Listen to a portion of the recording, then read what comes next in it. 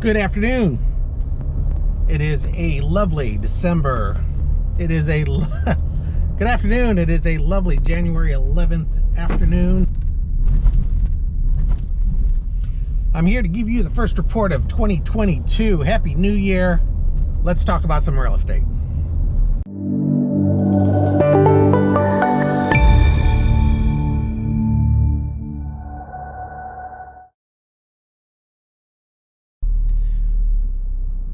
So it's been a little while since I've done a report on purely real estate. The last report I was planning on doing would have been 20 minutes long because the market was doing some really weird things that were contrary to the typical trend for the fourth quarter of every year. It was, we know that the inventory decreases, but the buyers didn't slow down. And a lot of things going on in the market right now that it will impact real estate for 2022.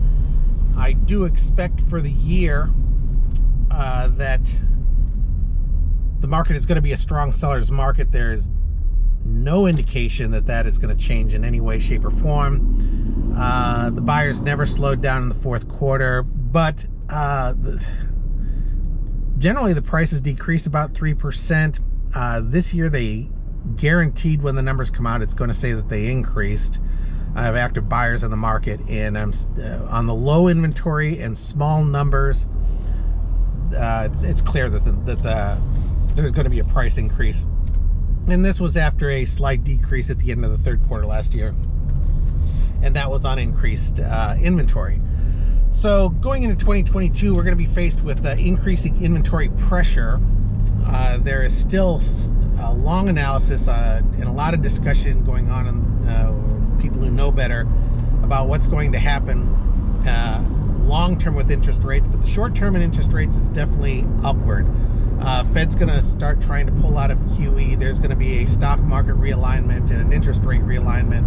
Interest rates are up about 0.5% across the board the way it sits right now, with the banks trying to pinpoint supply and demand.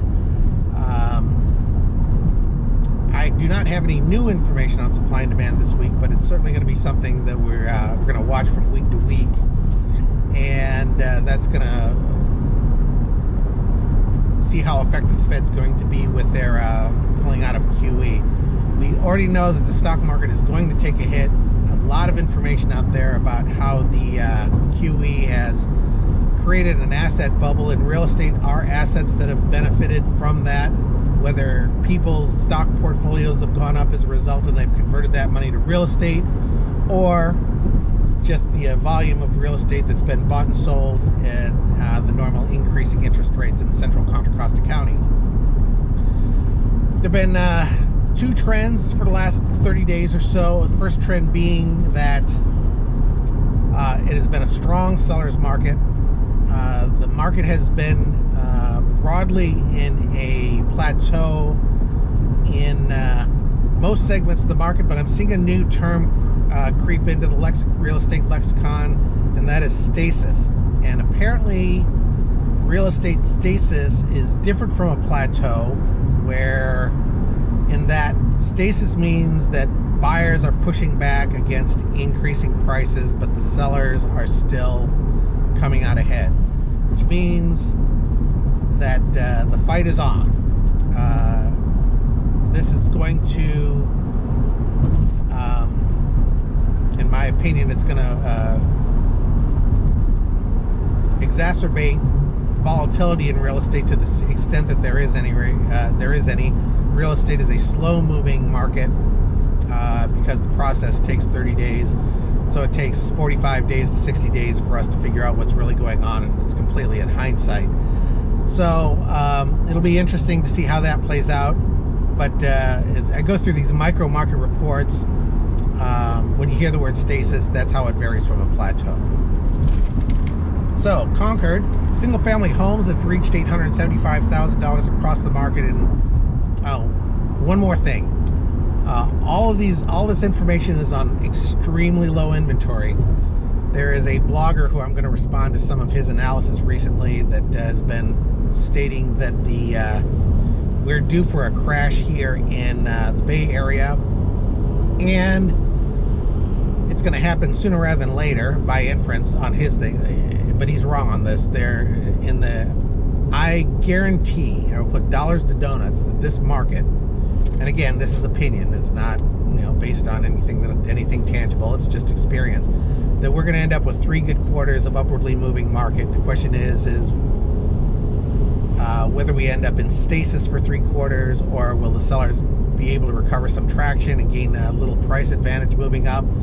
I figure in the second quarter that will be true, but I think in 1 and 3 that we're going to be in a stasis, and I think for the year we're still going to be pretty much where we are right now. I don't see any major changes. 2023 and after the midterms, it's anybody's guess. There are going to be consequences. See how this inflation and supply chain thing plays out. Just really difficult to plan any analysis moving forward. So we'll just have to watch this on a week-to-week basis. So Concord SFRs, $875,000 price point across the market. That is huge for Concord. We were bouncing along all-time highs, and through the fourth quarter, we saw inventory decreasing week over week. So buyers are still actively engaged in the market. The sellers have not yet caught up. We are seeing inventory increasing market-wide, but and the number of transactions and the number of sellers that are remaining on the market this week have led the buyers, but I don't think that means anything. It's just too early in the season. We don't have all the buyers in the market yet. We'll just have to watch this until late February, where the market begins to peak, where the buyers as market-wide join the market. So we'll be looking at that second week of February. Concord prices are $359K. These are also fairly high. I don't think this is an ultimately high. These are low inventory numbers. I think that number should be probably more along 450. But given the fact that there hasn't been much in this price point, I don't think that number means anything. Condo market Concord is in a plateau, not stasis. There is room for volatility. We'll just have to watch that trend moving forward. Pleasant Hill. Median price is $900, and that number is wildly low. Just no inventory out there to get a real number of what the median price in Pleasant Hill is. It'll be real interesting to see where December's monthly number comes out and shows relative to where this is, because I don't think that is. Pleasant Hill single-family home is the market that is showing evidence of cooling off. This is a contrary trend. I have to go back to the inventory to see if there was an increase in inventory in order to see if that number really means anything, but this information comes from expert analysis, so they're saying cooling off, not me. I don't figure that that's the reality of the market at the moment. We'll just have to watch moving forward. Pleasant Hill condos, median price $619. This is also on the low end. Hasn't been much in the higher end Pleasant Hill market through the month of December at all, so I'm figuring that number should more accurately be in the 700 somewhere. We'll have to see where the December number comes in for that. And they're calling the Pleasant Hill condo townhouse market a stasis market. Walnut Creek, going the other way, where the median price is wildly higher than reality. Median price for last week was $2,000,001. That's probably high by 60% or 40% probably, depending on how you do the number there. Low inventory numbers. They do declare that the market is in stasis, but with upward pressure, which means that the only inventory available to buy in Walnut Creek has been super premium homes at the $2 million level. I'll probably have to make some mention of that in a future blog, but that sort of makes sense. That's where the inventory is. There's really nothing in between 900 and $1.5 million in Walnut Creek right now. In the condo market, $569. been fairly active in that price point through the month of December. That's probably a little bit on the low side, but reasonably describes where the market is.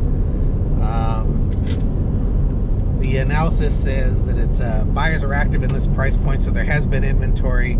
So that number accurately reflects what's going on in the market. Probably the second active market next to the Pleasant Hill single-family market. That in this analysis appears to reflect what's actually going on. And then lastly, Danville. Again, we've got the same thing going on in Danville as we did in Walnut Creek. Most of the inventory is super premium. Median price of a sale is $4.5 million. And the buyers are active in Danville, but they're always active in Danville, and there's constant upward pressure on the market. Expect that median price to fall back in line, probably down right around $2 million as things move forward going into the middle of February. And expect the market to be fairly frisky all the way up until the center of the market returns. And then lastly, the Danville condo market. Median price is $950,000. That sounds about right. Inventory's been stable. There is cooling pressure, but then again, there's been a lot of activity in condos and townhouses throughout the last 30 days. So, this analysis seems to be on point to the way I perceive it. This trend is expected to last, so it sounds like they say that there's cooling pressure in the condo and townhouse market in Danville.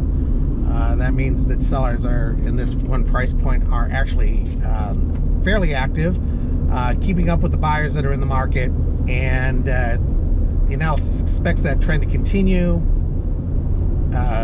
moving forward as the home prices reach highs and sellers begin to take profits on their real estate and make their real estate moves. Lastly, we know there is a general trend out of the Bay Area. I hear a lot of excitement about this and the impact on real estate, but again, this is wrong. A lot of this analysis is based on information that does not take in the greater picture. The Bay Area has a structural housing shortage almost 3-to-1 in 2000 on the last ABAG report, and that has only gotten worse. It's probably more like 5-to-1, 6-to-1, 7-to-1 in there somewhere. Inventory has not caught up. If we had good real estate policy nationwide, our market would be very stable and not be so volatile. A lot of the volatility has to do with fiscal policy out of Washington, which is designed for most of the country, but has the net effect of creating bubbles and troughs that are extreme in our market due to the buyer inventory dislocation. So we are in a bubble, no doubt about that. This market will correct probably in 2023 after the midterms. We know historically that the powers that be try to maintain the status quo, so even though interest rates will be going up, that only goes so far, because as those interest rates go up and affects real estate activity, there's going to be backlash against that policy, and I expect the Fed to back off it a little bit, to go to a more moderate removal from QE. So that's my opinion based on where the landscape is today. I guarantee that opinion will change one of these weeks. Going to be a fun one for doing real estate vlogs this week, because it's going to be very volatile, and if you're a spectator in real estate, it's going to be exciting. So appreciate you taking the time out to watch this video. Happy New Year. Hope COVID missed you all, and we can all get back to some sort of semblance of normalcy. My name is Bob Georgiou with Remax Accord, buying and selling real estate in central Contra Costa County. Thanks for taking the time out, and we will see you in escrow. Otherwise, I'll catch you next week.